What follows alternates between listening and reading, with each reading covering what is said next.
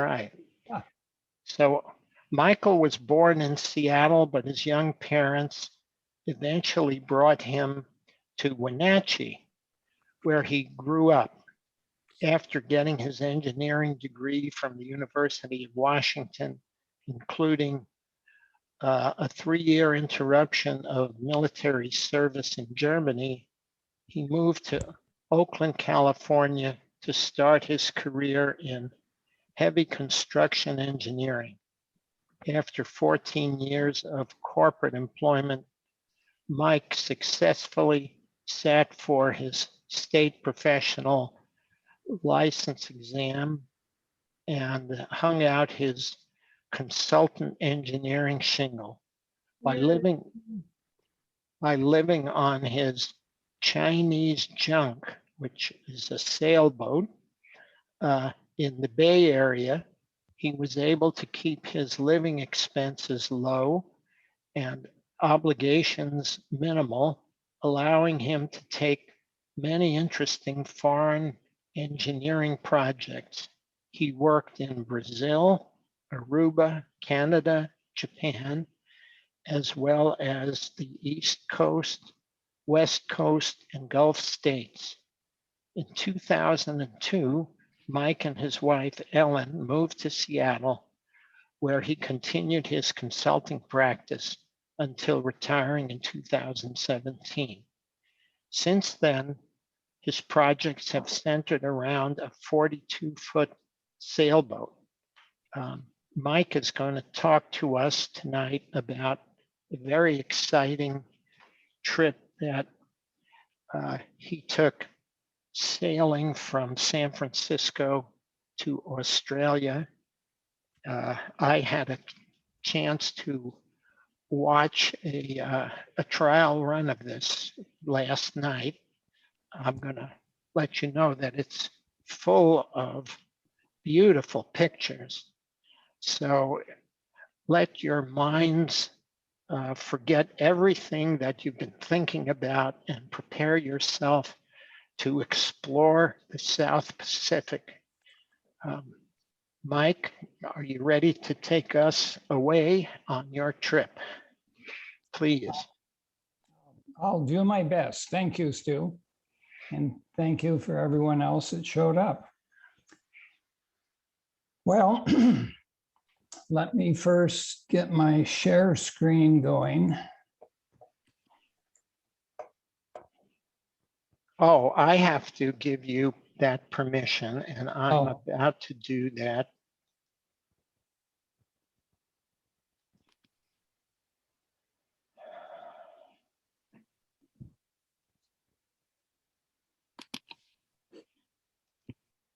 Try again. Okay. Yes, okay. There you go. All right. Slideshow from the beginning. Okay. It was the summer of '86 that I began the adventure of a lifetime. I had just completed a grueling 70-hour-a-week outage job at the Diablo Canyon nuclear plant and was ready for a break. My friend Donna, who had sewn the sails for my sailboat, asked me if I would help her and her husband Jeff sail their boat from San Francisco to Australia. Sorry, wrong way. There we are.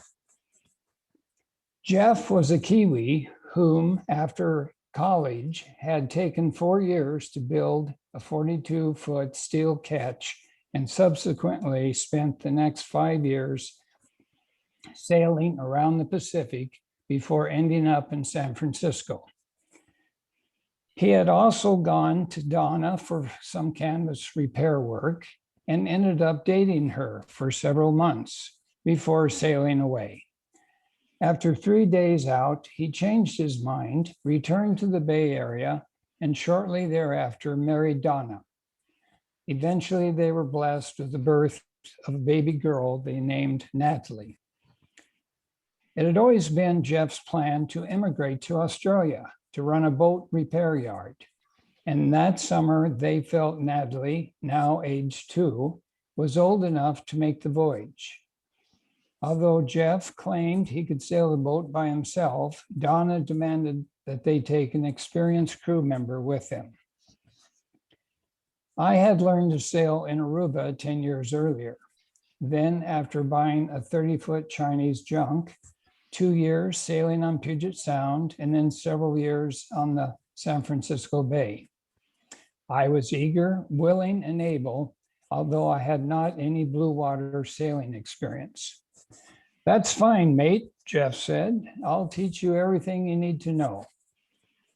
As we got closer to departure date, I helped with stowing food supplies, minor last-minute repairs, and checking the ship's rigging, lines, anchors, etc. I did notice, but didn't dwell on the fact, that the only navigation communication equipment on board was a shortwave radio and a sextant. No radar, LaRon, and of course, no GPS chalk plotters. Now looking back, I am in awe of Jeff's navigational skills to find his way across hundreds of miles of open ocean to find a tiny island using only sun sightings and navigation tables of coordinates. No different from the navigators of old. Most impressive. The day before departure, we made the rounds to pick up visas, navigation charts, and ship's papers from the U.S. Custom House. The morning of departure, we stopped at Aquatic Park to swing the compass. This is a boat maneuvering procedure for correcting the compass reading deviation due to the magnetic effects of the steel boat. This took about 4 hours. Jeff felt that it was now too late to leave, so we spent the night and had a nice dinner, toasted to our successful voyage, and got our last good night's sleep for the foreseeable future. The next morning, the 26th of June, we got an early start in spite of discovering our anchor had snagged a heavy line lying on the bottom. Jeff had to run the boat back and forth a half a dozen times to work the anchor up high enough to cut the derelict line, freeing up the anchor. We finally cleared the Golden Gate Bridge, the Golden Gate, a little after sunrise on a falling tide. The water rushing out of San Francisco Bay, hitting the ocean swells, causes agitated seas in this area just off of Marin Headlands, known as the Potato Patch. It can get very gnarly there, especially if there are sea breezes. We all felt a little uncomfortable with Natalie proclaiming loudly, she did not want to go on the ocean. We think we all felt that way for a couple hours until we got around the point at Land's End, raised sails, and headed south along the continental shelf. We finally felt like we had really begun our trip. I now quote from my log of 29 June 1986, 560 miles out of San Francisco. We have been sailing between a broad reach and running, wind directly astern, for the last 3 days, and it has been tiring for everyone. Jeff has to come up during his off watch to change sails several times a night, and there are 3 sails on a ketch rig. Both Jeff and Donna are not getting enough sleep due to having to spend so much time with Natalie, in addition to preparing meals and standing their watches. Natalie has been really good considering how restrictive and uncomfortable her living space has been, but she does seem to demand a lot of attention. I guess it's the terrible twos. Donna has been pretty upset the last 3 days, in tears several times. She is so worried. Jeff is very patient with them, and his talks calm them down time after time. The watch schedule, 2 hours on and 4 hours off, is tiring, especially now that we can't use the self-steering wind vane due to the constantly changing points of wind. One must stand for 2 hours, no break, at the wheel, keeping eyes glued to the horizon the mainsail, and the compass in order to keep the boat on course. To let the boat drift off course means extra miles to cover at a minimum, and in the worst case, to inadvertently allow the boat to come about, that is, mainsail to jump to the opposite side, or let the headsail get backwinded. Both situations require Jeff's help to get corrected. The first hour is not bad, but by the end of the second hour, my feet hurt, my shoulders are in pain, and my eyes are tired from the constant strain. I try to sleep between my watches in the forward cabin. There are a wide assortment of sounds and smells to distract me from getting to sleep. The water rushing, gurgling by the bow, the periodic slamming of the bow wave, the slapping of a line or block on a steel deck overhead, and the frequent snapping and popping of the sail when the boat veers off course. All these sounds are greatly amplified through the steel hull.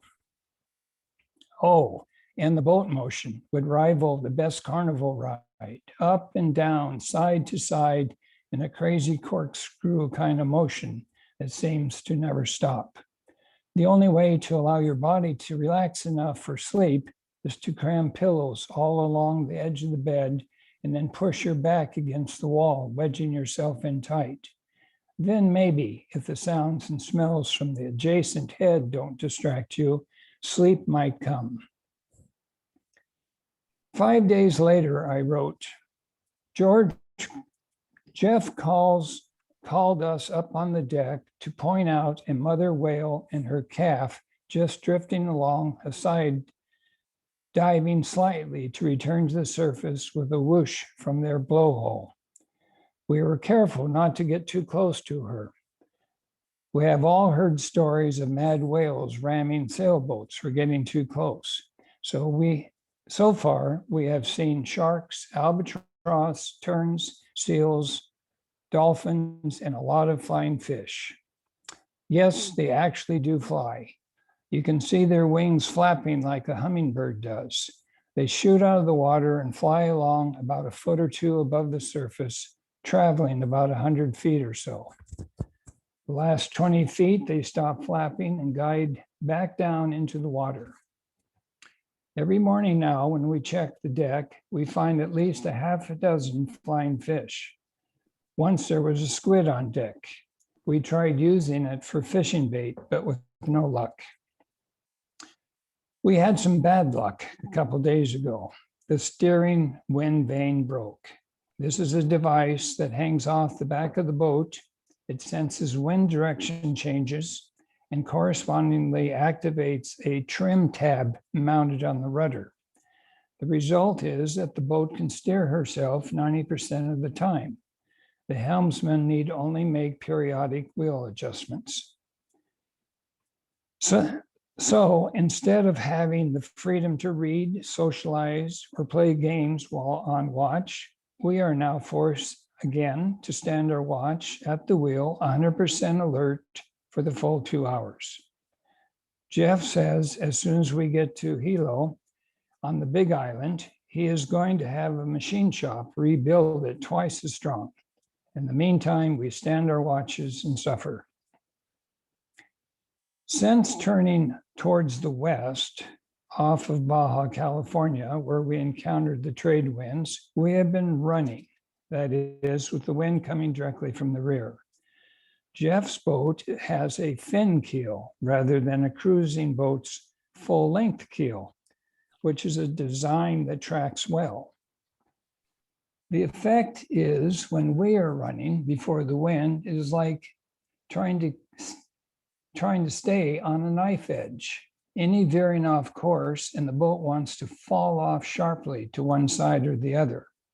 It is nerve-wracking to keep the boat going straight under these conditions. Lately, because of no moon and cloud covering, it has been pitch black at night.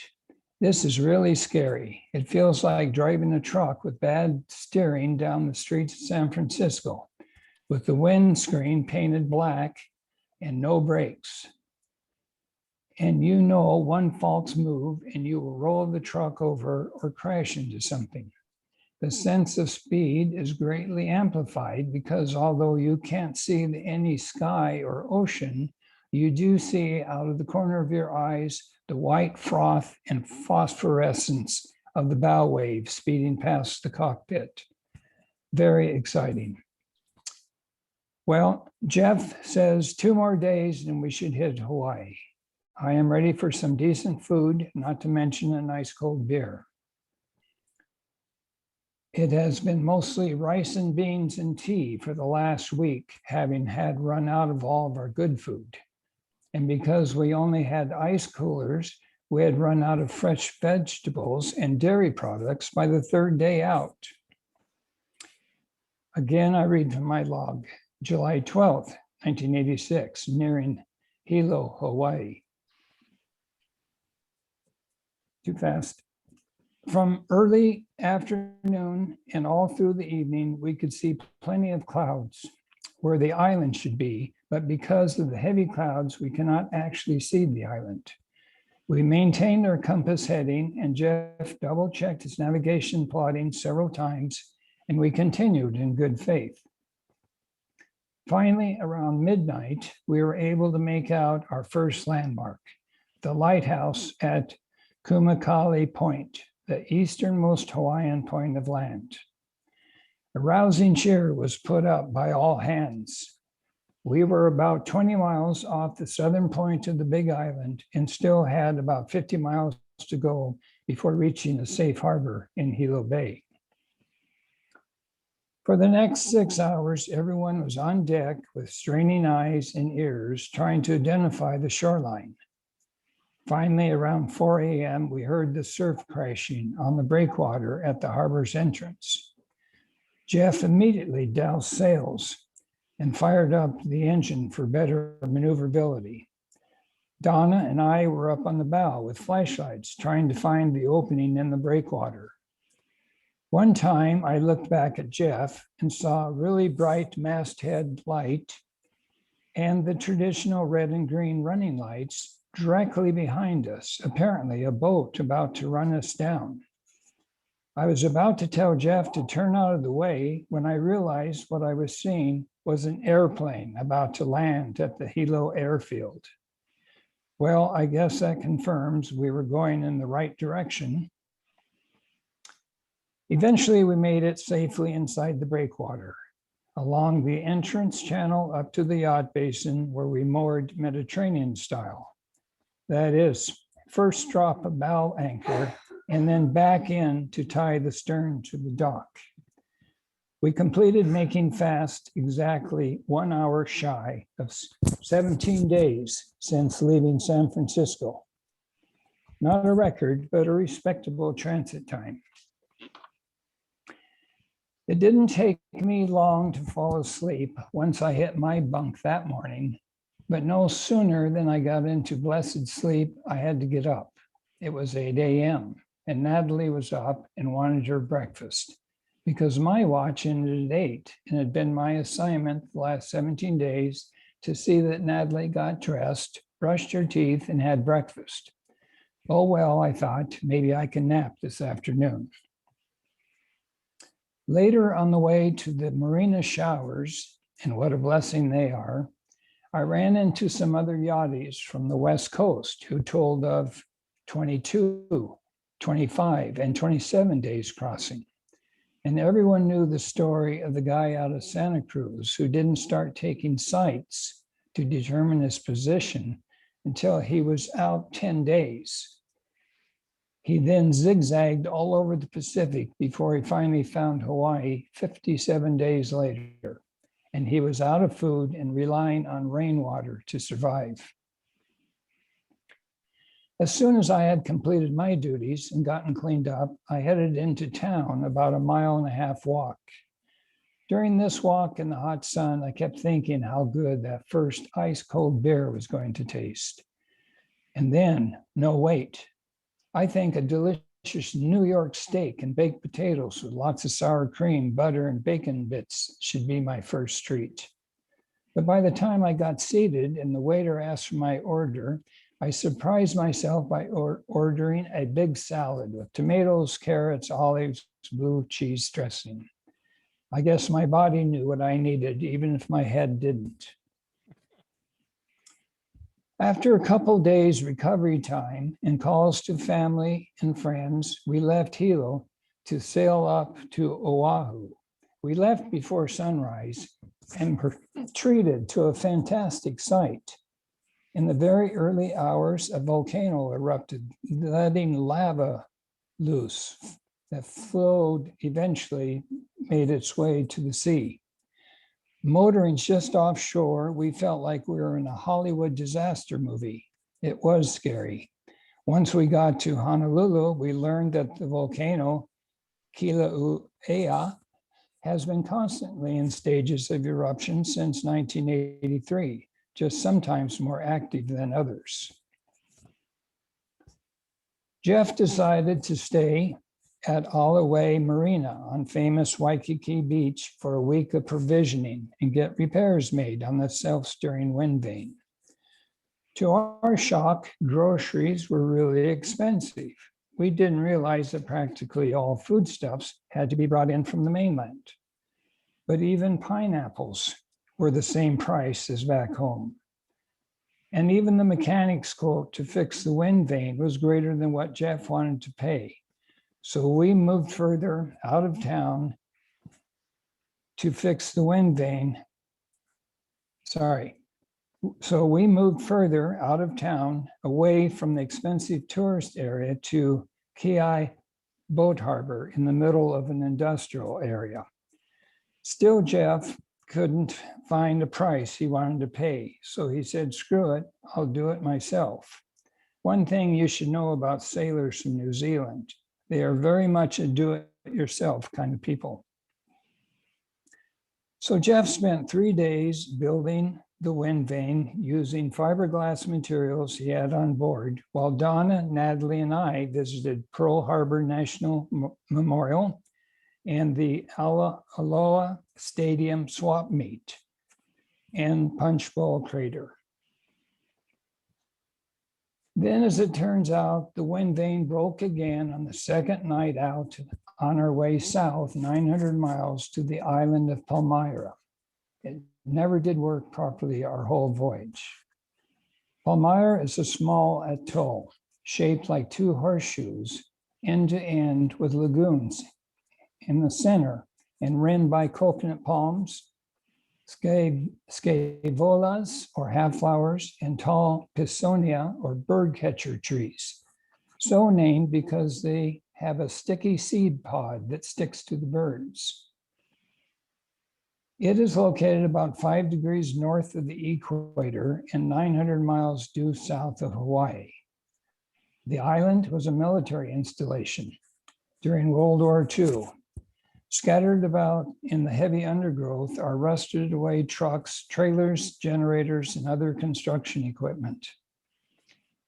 At one end of the abandoned airstrip is a wrecked DC-3, and at the other end, buried in the beach sand, are pieces of much newer jet plane. In one of the remaining buildings, humorously sporting a Palmyra Yacht Club sign, is a guest log in which visiting yachties enter their comments. From this thick journal, I found out the only true residents of the island are Army, Navy, and Palmyra, the 3 male golden retrievers. They were left behind when Ray, the last islander to live here, left 5 years earlier after his fisheries farm business failed. The dogs were barking like crazy when we first came into the harbor of this desolate island. After we dropped anchor, Donna and I were anxious to go exploring. When we jumped into the dinghy to row ashore, Jeff cautioned that we should carry a club just in case those dogs were vicious. Turns out they were just happy to see us, as the last cruiser, according to the yacht club log, had left a week before. I felt kind of foolish with my club in my hand with these dogs licking me all over. They survived by catching baby sharks in the lagoon. bird eggs from the airstrip, and goodwill of passing cruisers. There is no groundwater here, only rainwater captured in a concrete basin for the dogs. According to the log, there is a steady flow of cruisers to the island, sometimes as many as a half a dozen sailboats at once. Some people wrote that they had been here multiple times. We were lucky to have the island to ourselves for the 5 days before another cruiser showed up from Honolulu on their way to New Zealand. They and Jeff exchanged many DIY stories, do it yourself. But it wasn't all life in paradise. In 1974, a grisly double murder of a sailing couple took place here.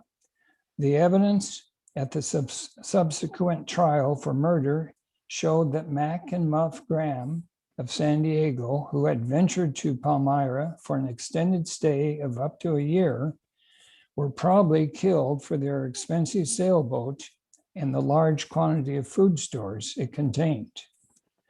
The murderer was an ex-convict and a fugitive named Buck Walker, who, along with his girlfriend, Stephanie Stearns, had also taken up residence on the island.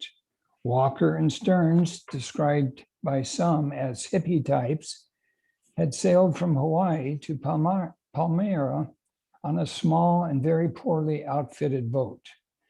Walker was later tried, convicted, and sentenced to life in prison for the murder of the Grahams, while Stearns was acquitted. Again from my journal. The other day, I went from a walk around to the other side of the lagoon to see what I could see. Palmyra Island is actually made up of many islands, lagoons, and passes. So about every 1,000 yards of beach, one would have to wade waist deep across another pass to an island. One island felt really strange. All the trees were much taller than the others, filled with strange-looking birds. There were seagull-sized white birds with black striped wings and bright blue bills. There were dumb, acting, and had a horrible croaky call. Also, I saw lots and lots of bubbies, a beautiful pigeon-sized white bird with very intelligent eyes. They followed me everywhere, very curious. I kept imagining I would see Rena, the bird girl from Green Mansions, slip away behind the dense, lush foliage. Tomorrow, we leave for Canton Island in the Phoenix Island Group. It is a 5 or 6 day sail southwest of here. I hope we can restock our food supply and maybe get a cold beer. When we got to Canton, we were in for a big surprise. Basically, there was nothing there. It used to be a refueling station for flights from Hawaii to New Zealand, but with the advent of jetliners, this traffic stopped in 1965, and slowly people moved away until there were less than 100 people living there on bare subsistence. We stayed overnight and then pushed on to the main island of Tuvalu, another 750 miles southwest, still dreaming of that cold beer. When sailing this close to the equator, one finds the winds can be erratic and many times non-existent. We now found ourselves halfway between Canton and Funafuti with no wind. Jeff would motor 4 to 6 hours a day to keep the batteries up, but he didn't have fuel enough to motor the whole way. After 3 days of this boring routine, Jeff said, "You know, we haven't seen any traffic for weeks. I don't think we need to stand watch tonight. Let's everyone get a good night's sleep." The next morning, when we came up on deck for our morning coffee and cinnamon rolls, we were shocked to see on the horizon a container ship heading right our way. We quickly fired up the engine and moved out of the way, but not any too soon. A friend of mine had spent time on container ships and said it was quite common for those on watch to be sitting playing cards, and only look out a couple times an hour when in the middle of the ocean. After that, we went back to a 24-hour watch, whether we were moving or not. Funafuti, one of 9 islands of the nation of Tuvalu, or as it was called prior to independence from England, Ellis Islands, is the site of Darwin's drill. These boreholes are the result of drilling conducted by the Royal Society of London for the purpose of proving Darwin's theory on coral reef formations. When viewed from the air, Funafuti, being an atoll, looks like a beaded necklace, very narrow strip of land about 15 miles long, circling a lagoon. When we were in port, it was often my practice to load up my camping gear, head out for a couple days to give Jeff and Donna some privacy. I thought I would go looking for those famous boreholes. Eventually, with the help of a friendly guide who said he had lived here his whole life and had never heard of Darwin, we found back in the bush a plywood-covered pit and a hand-painted sign in Pidgin English stating hole drilled to 1,114 feet by Royal Society of London, 1898. When I pass natives on the road, they always ask me, "Where are you going?" Thinking that maybe I was trespassing or something verboten. I would give a long explanation that I was a tourist and I was just out exploring. Later, when I met some Australians who had been living here for a while, they explained that the local greeting, instead of "hello, how are you?" or "how is it going?" they say, "Where are you going?" And because there's not really any place to go to, the expected response is, "Oh, just down the road." And then, because they are very friendly people, they say, "Shall I walk with you?" During one of these walks, I learned the locals don't have a concept of land ownership, being as land belongs to God.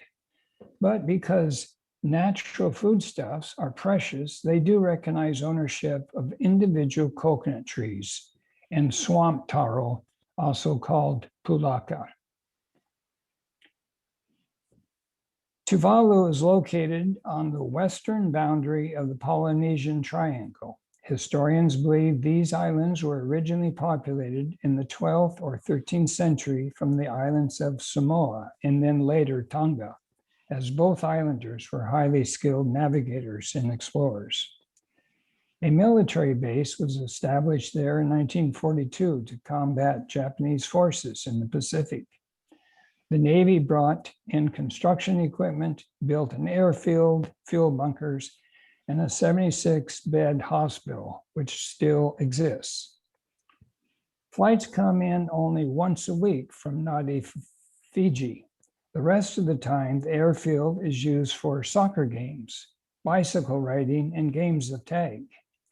Sometimes the flight had to be canceled because the runway, which is only a few feet above sea level, would be underwater due to its porous nature, having been built with crushed coral.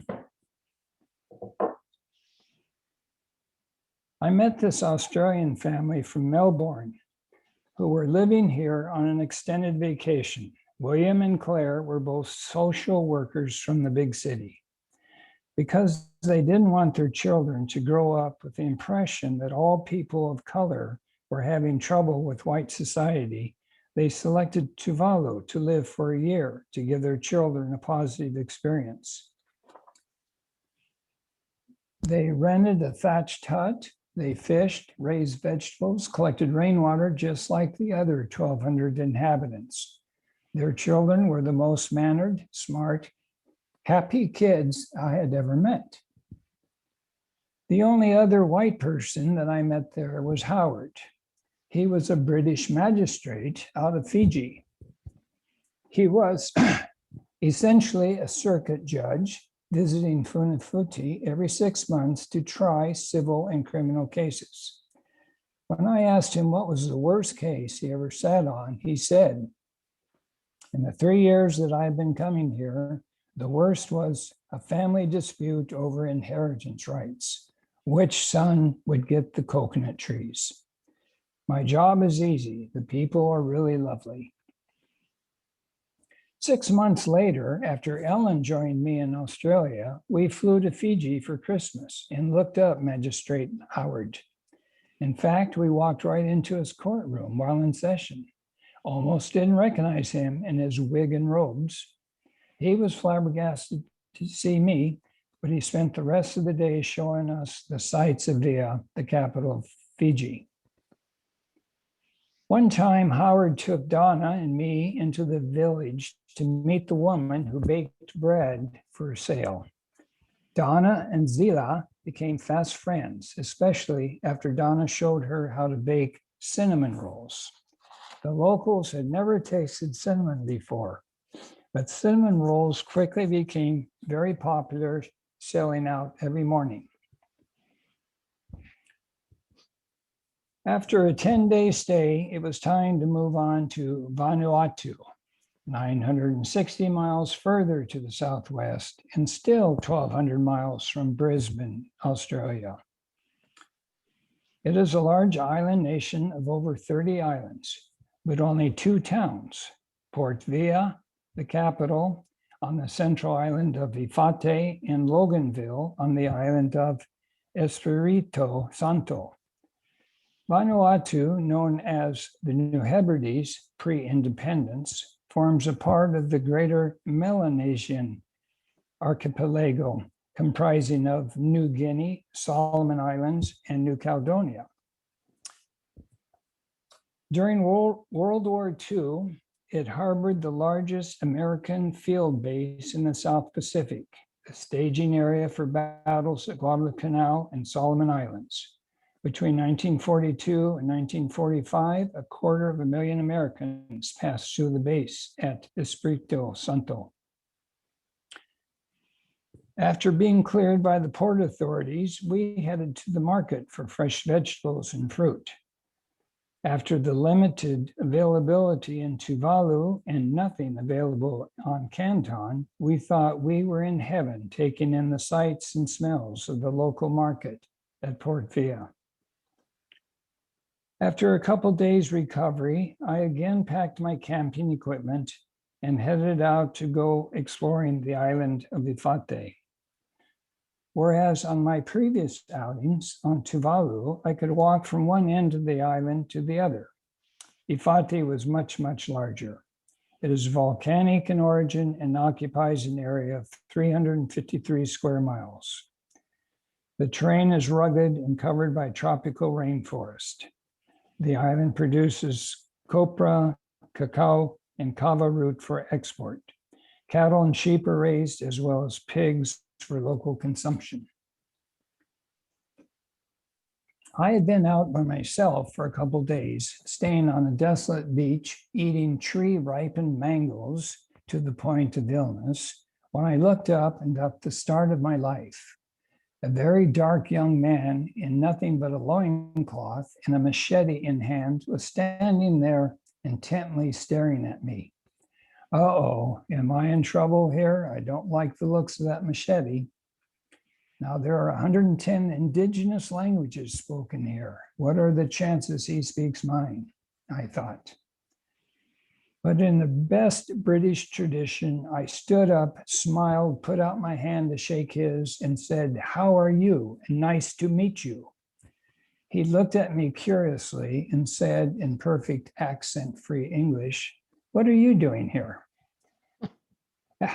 After some awkwardness, I realized he was just as surprised to see a white man so far away from the tourist area around Port Vila. And I found out he was an import-export clerk just out for a nature walk on his only day off from his government job. I found it a good lesson not to judge a book by its cover. Another time out walking, I came across a footbridge that led into a village. Remembering that I had read somewhere that the proper etiquette was to sit and patiently wait until I was invited in, I sat and waited. After about 20 minutes, some little kids noticed me and cautiously approached. I said, hello, and they said, hello. I said, how are you? And they said, how are you? And then everyone had a good laugh. After a bit of name exchanging, I asked to see the big man, that is the village chief. By that time, some older boys had joined us, and they led me into the village to the hut of the big man. He came out, we shook hands, and he invited me to sit by the cooking fire. He asked me where I had come from, and when I said California, he exclaimed, oh, California dreamin', Beach Boys, very good, very good. We talked about weather, crops, and the fact that all the young men wanted to leave the village culture behind and live in Melbourne or LA and drive a car and have nice clothes. He told me when he was a young man, he worked for GIs on the island of Espiritu Santo, and he showed me a packet stuffed with $1, $5, and $10 bills that he still had 40 years later. He didn't know what to do with it because they wouldn't take dollars at the local market. I told them to take it to the bank to exchange for Vatus, the local currency. He said he tried that, but they told him they were too old.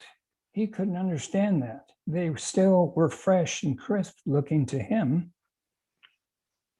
On another beach walk, a local pointed out a small island in the distance and said it was BALI High, the famous island from James Michener's Tales of the South Pacific. For 2 days, some enchanted evening and BALI High kept running through my head until I checked my map and realized you could not see Aoba Island from where I was. Michener was stationed at Espiritu Santo, which is in sight of the island of Aoba, or Michener's BALI High in the book. I was glad I hadn't paid any guide for that false information. When I finally got back to the boat, Jeff said he wanted to leave for the island of Tana, an island further down the chain with an active volcano. I would have preferred to go north to the island of Pentecost, where they have unique practice for assuring a good yam harvest. Young men dive head first off of an 85-foot wooden tower with a kind of Lyons, a tropical vine, tied to their ankles. It was considered bad form to put your arms out to break the fall. That's ballsy.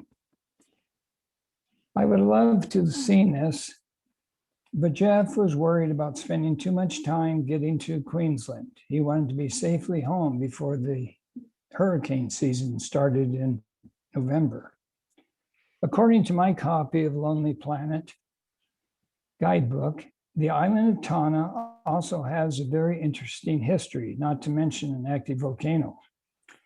During World War II, the island of Tana had its first glimpse of Western material wealth when the American GIs came to build military bases in the islands. Eager to escape the French and English imperialism, they treated them like dirt, and church missionaries' restrictions, and after seeing Black American soldiers presiding over the cargo, new religions more in line with their traditional values began to emerge. In the John Frum movement, members worship a strange little man in European garb that had appeared to a number of locals. He had promised to come back, bringing them boatloads of canned goods and modern appliances like generators, refrigerators, and the like. Some of the islanders built jetties to receive the ships and hooked up a series of tin cans with string to serve as telephones to call John Frum. As there was no war in these particular islands, the Americans, from a local perspective, had built a fully supplied base and then simply left it all behind for them. Annual celebrations are held on February 15th, John Frum Day. A ceremonial army of men will paint USA on their chests and perform a hybrid of military drill and custom dance with bamboo makeshift rifles. They will raise the American flag and build airplanes out of woven grass, complete with landing strips, all with the expectation that John Frum will return with more cargo someday. Upon arriving to Linakel, the port entry for Tana, we had to drop anchor and raise our yellow Q flag to initiate clearance proceedings. Afterwards, we rowed the dinghy to the small municipal dock where we were able to get a taxi for our drive to the base of Mount Yasur, a 1,200-foot high active volcano. We parked in the middle of a lava field and climbed a few hundred yards up the lip of the volcano and looked straight into the throat, in which there were geysers of boiling water and fireworks displays shooting hundreds of feet into the air. Constant gnashing and grinding noises came from the center, interrupted periodically by thunderous explosions. After about 20 minutes, we decided we had seen enough and it might be prudent to make a quick escape back to the car and down the mountain. On the way home, we passed a number of men along the road carrying what looked to be like roots from small trees. Our taxi driver explained this was kava root, and the men were on their way to a weekly meeting under the local banyan tree. There, young boys would cut the root up into small pieces and chew on it for about 45 minutes before spitting it into a common bowl. It was then mixed with coconut milk, strained through coconut fibers to squeeze out the pulp, and again returned to the common bowl. Then coconut half shells were dipped into the kava drink and passed around the circle of gatherers as the focus for the ceremony for achieving a higher consciousness. Our driver asked if we wanted to go back and join them, but we declined. We had heard from other cruisers that it just made you sleepy and your mouth numb. Besides, I couldn't get over the communal spitting into the bowl part. On another outing through the bush, I came across a large clearing of some communal buildings and a large crowd of people that seemed to be rushing from one end of the field to the other. I was told by the policeman this was a toka ceremony for the bonding of the neighboring tribes. They usually wear traditional dress and dance and play games for days. By the time I had gotten back to the boat, Donna had resupplied our fruit and vegetables, and Jeff was anxious to depart for our next stop, Noumea, on the island of Grande Terre, New Caledonia, a distance of about 267 miles. With favorable winds, we would do this with just 2 overnighters, as we usually averaged 100 miles a day. When we arrived at the island of Grande Terre on a Sunday, and since the government office wouldn't be open until Monday morning, we decided to drop anchor in a pretty little cove at Isle Sainte Marie, just off the coast of Grande Terre. We had just settled down for the evening when we were approached by half a dozen young men in outrigger canoes. They kept their distance but didn't say anything and just kept milling around. I asked Jeff, what was going on? Are we being threatened? He said, no, they're waiting to see if we have any guns for them. What? I exclaimed. I later found out there had been a strong native resistance against the French colonial government ever since their arrival in 1853. The indigenous people, or Kanak as they are known by, have lived in the South Pacific for over 3,000 years. But the French slowly over the decades took by force practically all the coastal plains and valleys to gradually confine the Kanak in reserves made up of the most mountainous and infertile lands and the most remote islands. By the 1920s, the population of the Kanak was down to less than 30,000, a quarter of what it had been a century before. In 1984, the Kanak resistance movement boycotted the colonial elections, with the Secretary General of the party dramatically smashing the ballot box with an axe. The French President Mitterrand later had him assassinated by a commando of the GIGN, the elite French police. And we had just anchored off one of their resistance cells. Before leaving San Francisco, Don and I had gone to the local Goodwill to load up on children's clothes and adult-sized t-shirts for Goodwill trading and gifts. Before we left, we made good use of our purchases. The freedom fighters were really happy with their Jimi Hendrix and Grateful Dead t-shirts, even if we didn't have any guns for them. Jeff said it's best that we leave, even though it was getting late in the day, and go around to the south end of the island to Nuome's harbor anchorage for the night.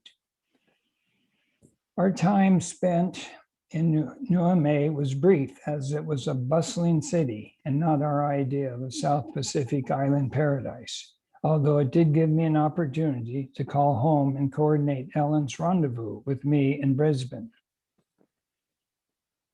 Another crew member flew in to join Jeff and Donna for their last leg into northern Queensland, and I had joined our marina neighbor to cruise with them, as they were just beginning their cruising vacation of the neighboring Loyalty Islands.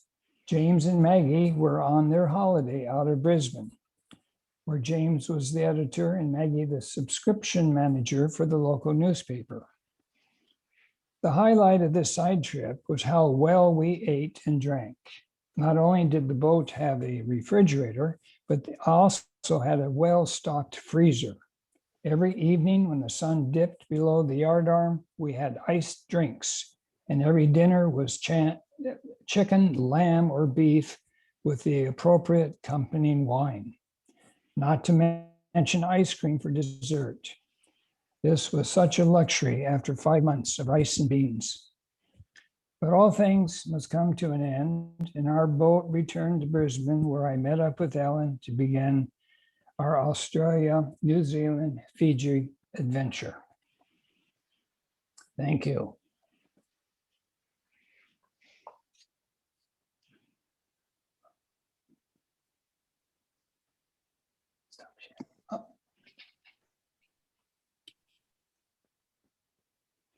Bravo, Mike. Oh, thank you. Bravo. Thank you. When are we going sailing next? Yeah, right. So I guess we're open to questions. I could try. Mike, I have one. I mean, it sounds like an unbelievable journey, and not any of it easy, but was there ever a time where you were like actually terrified and thinking that that might be the end, or? Yes, that's true. Strangely enough, the very first morning leaving San Francisco Bay and the very last evening coming into Brisbane was really terrible weather, and the boat was very difficult to control. But for the rest of it, I won't say it was all peaceful sailing, but it was nothing of concern. But ironically, it was that first step out and the last step to safety that was the most unnerving. Yeah. Being from San Francisco and a boating family and on the bay, I can certainly relate to that part of it. Don't know about the end. Okay, right. Yeah. When you were at sea, did you cook up the flying fish in the morning for breakfast? They're pretty good to eat. Yeah, we tried it. We tried it a couple times. Donna and Natalie wouldn't touch it. And then it was like, okay, too much work for a little bit of meat. Yeah. What kind of fish did you catch? Oh, we caught we had one catch on the way to Hawaii. We caught a mahi. Oh, yummy. And so we ate really well for 1, 2, 3, maybe 2.5 days. And then, you know, we were out of ice, so that was it. The scraps went overboard for the sharks.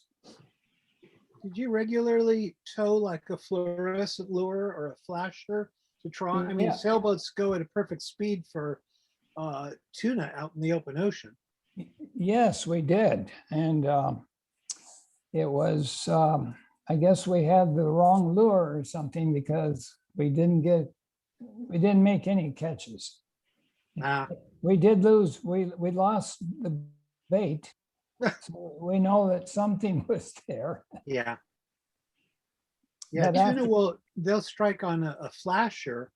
And the research captain that we had on a converted tuna boat at Stanford said you put out a line that's barely past the first wake behind the boat, and then you also put out a long line. And if you get something on the short line, you can guarantee you'll be hauling in fish on the long line. You leave Oh. the first one. Oh, that's interesting. Huh, I wish I would have known that. We would. Well, you needed a tuna boat skipper to teach you that. Yeah, right. Did the sails make it all the way to Australia? The sails. Well, we don't know if the boat made it all, well, we know what happened, but was there any damage done to any sails? Oh, I see what you mean. No, we didn't have anything blow out. We got caught in, you know, half a dozen squalls and knocked things around, but the sails ended up as in good a shape as when they started. Yeah. Well, Was there you're any- lucky. The skipper sounds like he was pretty good about shortening sail when he needed. Yeah, he was very experienced. What I had said earlier in the introduction that he sailed the Pacific for 5 years. Since writing that, I realized, no, wait a minute, it was 10 years he had been bouncing around in Wow. the Pacific before coming to San Francisco. So he had a lot of experience. Mostly solo sailing. He did a lot of that.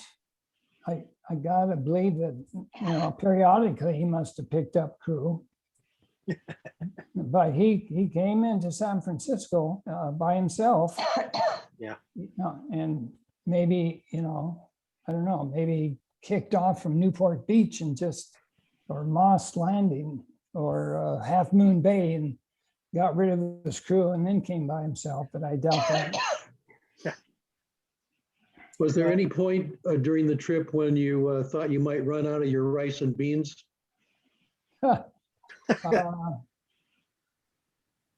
No, I'll say, Donna had you know, without a refrigerator, she really loaded up on the dry goods and put them in, I don't remember if we had Ziploc bags then, but she double wrapped them and nothing, they kept dry. So we had sufficient food. It was just getting boring. Hmm. And Are you ready to? Oh, and I was, like I implied, I was really missing my fresh vegetables and, you know, lettuce salad. you ready to go cruising again? Um, Come on. It's like, been there, done that. I It's, heard the wife go, huh. Well, I'm ready to go back to the Greek islands. Oh, yeah, that's nice. San Juan Islands, but no. San Juan's, but no more, you know, I don't mind overnights, but I don't want to do like a 17-day passage to Hawaii. That's Right. actually pretty fast. The 22 to 25 day passages, even 28 are more common among cruisers. Yeah, we were actually had some topping 12 knots, Wow. but averaging 8 to 10. I mean, maybe say 9, I guess. That's So still pretty good. Yeah, it's fast. And like I say, when you're in the dark and all you see is that rushing phosphorescence on the side of the boat, it's, you think you're really going fast. So you sailed 24/7 Yeah, every watch? yeah. I have a question for Ellen. You said you would never want to do any sailing on the Hawaiian Islands. Any reason? Well, I got really seasick, even though I was wearing a scopolamine patch. And it was my first blue water sailing experience. And I just don't want to repeat it because I am prone to seasickness. I usually wear sea bands, but the scopolamine, the waters were so rough that it didn't help. Mhm. And I had one moment out there when I just said, I'm ready to toss myself overboard. But Wow. then I had what I want to say was a very spiritual experience. I realized that it was just me, the boat, the wind, the waves, and the divine. And then when I decided I was going to toss myself overboard, then I realized, well, yeah, that might stop the seasickness, but then I'm out there in the middle of the ocean and that could have some definitely not good effects. Yeah, right. Michael, tell them the story about when you were tied on to the stern of the boat. Oh, yeah, well, the other skippers in the audience are gonna love this. It was, well, I don't remember, I guess it was on the way to Hawaii. Anyway, it was really, really hot, really hot. And I got the brilliant idea of taking a line and lashing around my waist and tying off and then hanging off the back of the boat. Yeah. Like, oh, in the water. Oh, it's so nice. And I did that, I think, a couple of times. And then Jeff found out I was doing that and he had a fit.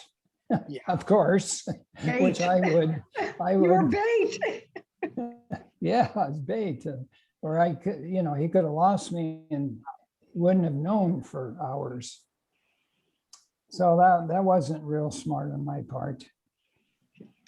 Tell me about the 2-year-old. I mean, I cannot fathom that. What did she do during the day? Okay, well, you have to put in perspective the fact that when Natalie was born, she was brought home to the boat. Okay. So that was the only home she had known. And so she had her, you know, her drawings and learning to read or looking at pictures. So, and Jeff and Donna were really, really good spending time with her, which means taken away from their sleep time because they got to go back on watch. And so. But how did they keep her secure down below while you were sailing? Oh, you mean, Especially in okay, the fall. safe wise, yeah, okay. Well, the master cabin was fairly large. Companionway door could be closed, so she couldn't come up on deck. Or when she came up on deck, she always had to have on a life vest and a harness, a tether. So she would be tied off. Mhm, mhm. In fact, all of us had to do that now that I think about it. Did Wear you a have jack harness. lines? Sorry? Jack lines going all the way from bow to Yeah. stern to clip onto, and you had to go on the foredeck?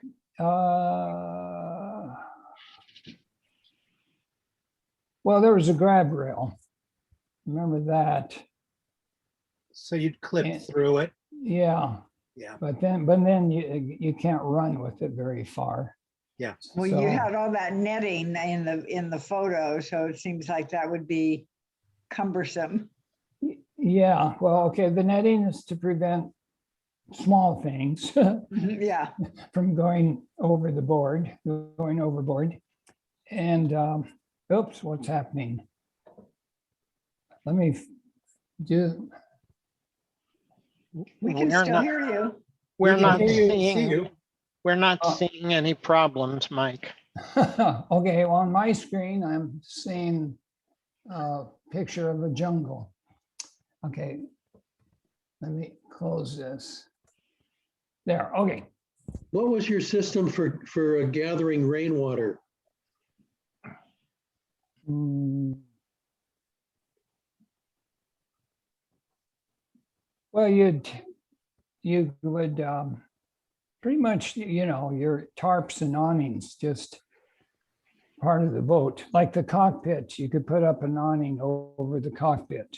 So it rained on it and then down, catch one side or the other. Okay. It wasn't like, we're having to do this all the time to survive on the boat. So the boat had water tanks. I don't remember now, probably, 100 gallons, 150 gallons, probably the same diesel fuel. Do you remember being rationed, like you can have X amount of quarts per day, or it was No, always enough, so it wasn't an issue? yeah, that didn't seem to be an issue. What about showers? Yeah, well, that's the thing, it was two men, so they weren't showering that often. And Donna she would have a fit, but yeah, so yeah, you had saltwater showers, yeah. Mhm. And then of course you're all itchy after that, and then you need a little bit of fresh water to rinse that off. Mike, did you have any kind of radio communications? I mean, could you pick up even ordinary radio stations like music, or could you transmit anything? Yeah, the only thing we had was the shortwave radio to get at 4 o'clock. At 4 o'clock daily, he would turn that on to get the weather report, and then that's it. You don't want to run the batteries down. So yeah, no entertainment radio, no like VHF like you would have now to talk from boat to boat, but just the weather radio. And did you pass any other boats besides that giant container ship? I mean, did you wave at anybody? Yeah, let's see. No, not that we may have seen a boat or two. It's surprising. You're out on the ocean, depending how high you are standing above water level, the curve of the earth, you only see about 30 miles, more or less, 30 miles out. And so all sorts of traffic could be happening just over the horizon, and you wouldn't know it. And it's particularly the routing that we took Hawaii and then southwest down towards the Christmas Islands and Tuvalu and Vanuatu. That is not a popular route. I mean, most South Sea cruisers go down to the French Islands first, and then maybe go loop around to the west. So that's where the traffic would be. But the routing we were on, it would only be a periodic boat. How about airplanes?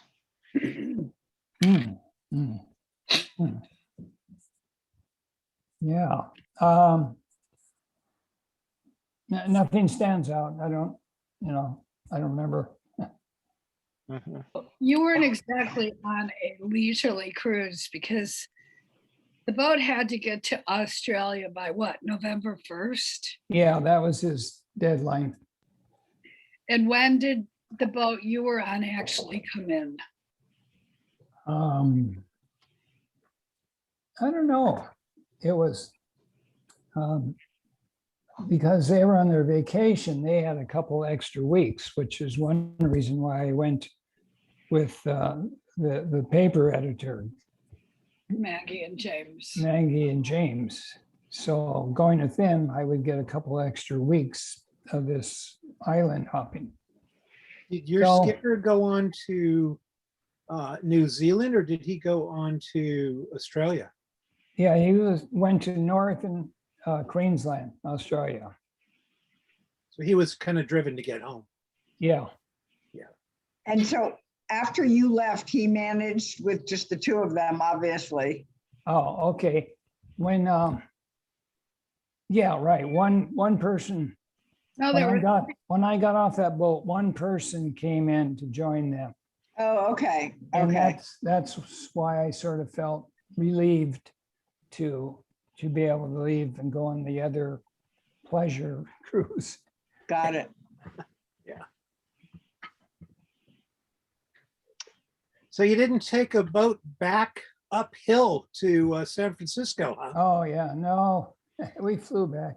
We went, we spent 2 weeks in Australia, 2 weeks in New Zealand, and 2 weeks in Fiji. And then we flew to Hawaiian Islands and then came home.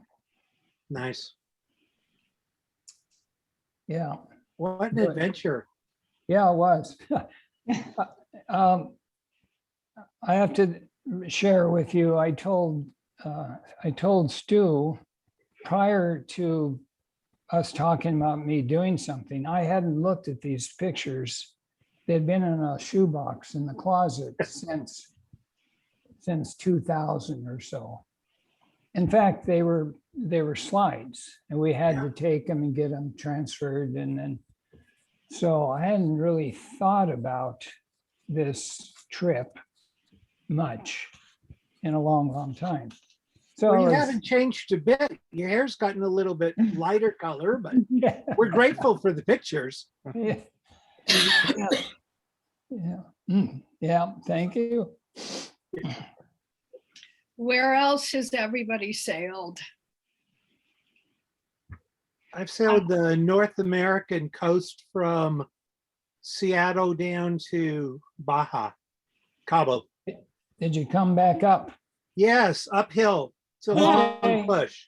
All right, all And right. it's not fun, but Yeah. we had 5 people aboard. So they were short watches, and we would typically tack one way on one watch, back the other way, and do that on alternate watches. Oh, yeah. We made it yeah, civilized. Yeah, Yeah. right. And I've sailed around the Hawaiian Islands. I like that windy stuff, but I don't get seasick very much. Yeah, Well, I don't know if this number is correct, but we were in something like 25 knot winds. Yeah, that's not much, and that's typical for the islands. Yeah, it can get up 35, 40 in the Yeah. afternoon. yeah.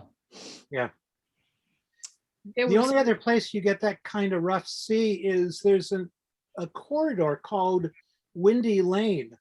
And it's the wind that comes south from Point Conception in Point Arguello, runs down the Southern California coast and runs on the inside of Catalina Island.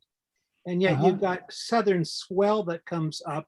You always have windways going the other way. And it's about an 8 to 9 mile wide corridor. And in the middle of summer, the rest of the ocean's flat and it's lumpy in there and makes people sick all the time, even on dive boats. Oh, isn't that something? Oh, It's called Windy Lane. all right. Well, that sounds like Potato Patch, only 100 miles long or whatever it would be. Yeah, we cut the corner going. We took my boat up for a boat show in Oakland and we made the mistake. We said not to. We cut the corner on the Potato Patch. Uh-huh. And boy, did we regret that. We should have stayed out to Fairlands and then Oh, straight in. yeah, Yeah, yeah. next time. Yeah, all right, next time. live and learn, right? Yeah. It's all experience. Well, Mike, I want to thank you for a spectacular presentation. If it were possible, I think I would have got suntan just watching you go through those islands.